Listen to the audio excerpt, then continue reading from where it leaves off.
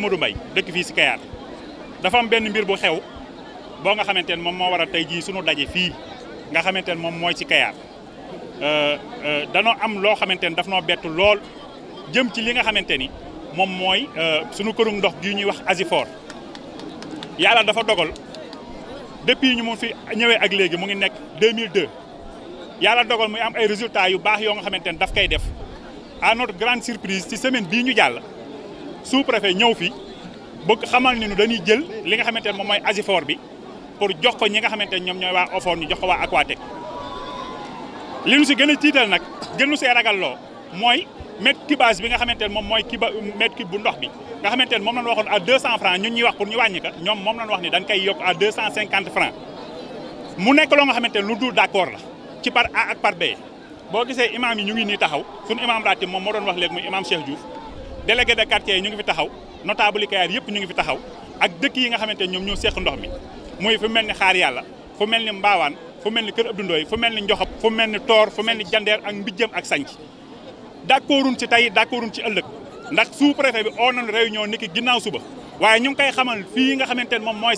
si média bi ñun ñi nga xamante ne ñoom ñoo jaboote njox mi yëkkati teg ko seeni loxo gisuñu si ñoom loo nga xamante ni lu jaaduwul la ba tax ñoom ñi nan xam ni oote boobu noonu na nekk oote boo xamante ni dafa dugg si noppi ku tëx parce que perewuñ pour uyu ji oote boobu parce que ñun waa Kayar ñun ñoo yëkkati teg ndox mi seeni loxo te ñu ngi andil ay résultats li nga am ba des nag mooy danoo jàpp ni bépp élève boo nga xamante ni yàlla dafa dogal muy jàng bu demee ba am résultat bu baax li war a am mooy da nga kaa war a féliciter mbaa nga neexal ka waaye waroo kaa sanctionner si kaw loolu ñu ngi oo waa Kayar gépp mais di lancer un appel à son excellence le président de tous les Sénégalais mu xam ni li nga xamante moom moo am fii si Kayar mooy Kayar li nga xamante moom lañ généré comme ay bénéfices waa Kayar ñoo ko généré seen bopp te perewuñ pour dem OFOR perewuñ pour dem Aquatec perewuñ pour dem OFOR laa wax perewuñ pour dem Aquatec li am ba des li am ba des mooy bëgg noo passer à la vitesse supérieure ndax li fi am lépp généré na fi mu toll ni plus de 100 et quelques millions yoo xamante ni danoo bëgg am beneen deuxième forage buñ si bënn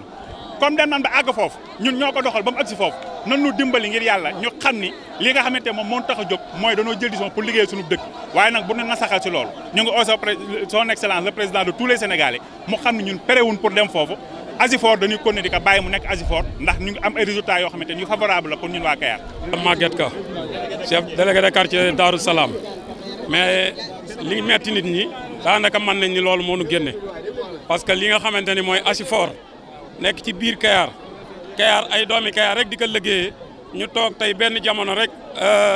gouvernement ñëw ba koo jël ci suñuy loxo loolu moo waral tey jii nu génn. nun délégué de quartier yëpp nag yi nekk Kayar nga xam ne 8 délégué de quartier ñi ngi fi ñëpp ñi ngi ni ci sama ginnaaw li ma tax a génn tey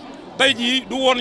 woon sax yoon pour ma génn mais li miti askan wi moo ma tax a génn parce que heure bi dem maa ngi woon hôpital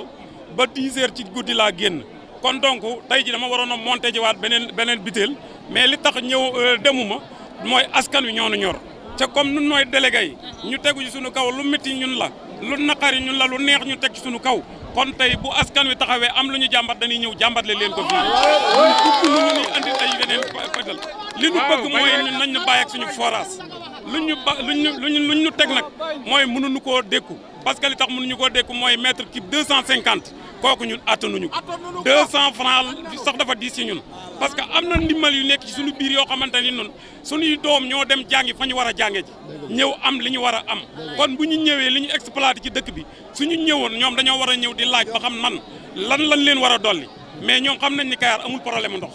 parce que Kayar bu fekkee ne am na problème ndox bu ñu ñëwee dañ naa ndox mi fii la yam mais Kayar am ndoxam dafa dépassé biir Kayar kon ñoom bu ñu ñëwee dañoo war a ñëw dolli ñu laaj li ñu manqué ci ay matériel ñu dolli ñuy matériel laaj nga xamante ni aussi moom la ñu dolli ci ay éléments ñu dolli ñu mais ñun ñu yor tey ñun sëkk kon léegi suñu forage duñu ko mën a bàyyi muy dem nun nag taxaw nañu pour téye suñu forage taxaw nañu pour téye suñu forage ñun ñëpp délégué yëpp nag ñoo ci ànd donte danoo ànd ak Ablaye Wade ak Macky Sall taxaw nañu pour jàmmaar la ak moom ci loolu. asalaamaaleykum wa rahmatulahi taala wa barakaatu man imam Cheikh Diouf Kayar wala nga ni Alaaji imam Cheikh Diouf Kayar ancien président national pêche artisanale maay wax ci turu Kayar ci turu Asifor bu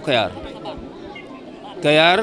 bi leen gouvernement bi joxe Asifor ba ne leen forage bi jox leen ko ñu seeral ko seen bopp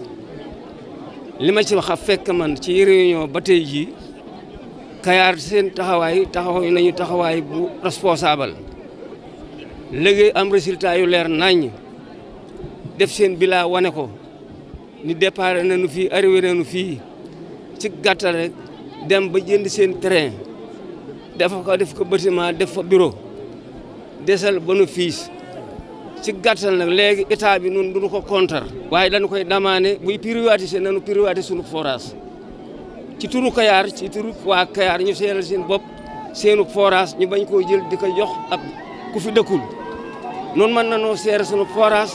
nañ ñu ko jox ñu seere ko nañ ñu ko privatiser ñu moomal ko sunu bopp lu ñuy jox gouvernement bi droit comme ñeneen li ñu koy jox di ko jox di seere sunu compte. Je m'appelle Talla Diagne Gueye, je suis le porte-parole du jour des usagers du forage de Kayar. Le forage de Kayar paralyse le village de Kayar, la commune de Kayar et les villages rattachés qui sont de la commune de Diender. Il y a Tor, il y a Mbidjem, il y a Mbidjem Lebou, Mbidjem Wolof, Waxal, Sanchi Mamgor. Vous voyez, ce forage dessert pas mal de populations. Et vous savez, nous on est contre cette réforme de l'État du Sénégal. Parce que le forage de Kayar a été cité parmi les meilleurs forages du Sénégal depuis fort longtemps. Et on a une équipe dynamique qui travaille jour et nuit pour la réussite de la mission qui leur est assignée. Depuis quelques années, le forage de Kayar, depuis sa création, n'a pas fini de faire des résultats. On a un siège flambant neuf. Nous donnons de l'eau à toutes les populations.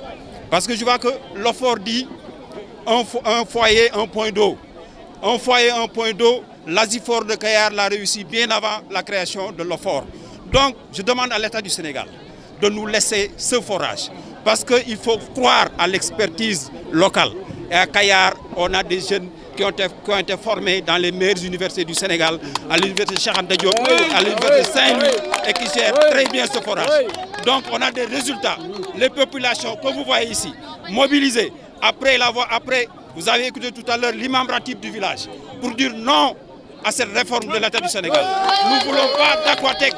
Nous voulons que le forage de Kayar soit géré par les Kayarois eux-mêmes. Bon, pour le moment, nous avons les moyens même de faire notre forage. Parce qu'actuellement, on est sur 35 km de réseau. Actuellement, nous, on n'a pas de problème d'eau. Vous voyez chaque jour les révoltes qui se font au niveau national. Vous voyez la télévision, partout où Aquatec est passé, c'est le malheur qui s'y installe. Et nous, à Kayar, on a les possibilités de gérer bien notre forage et nous le faisons depuis fort longtemps. Nous voulons continuer à bien gérer notre forage. De grâce, j'appelle le président de la République, son Excellence le président Macky Sall. De grâce, écoutez cette population. Les gouvernants sont là pour les populations. Et nous, population de la commune de Kayar et de Diender, nous voulons que l'ASIFOR continue à gérer notre forage. Nous disons non à Aquatec.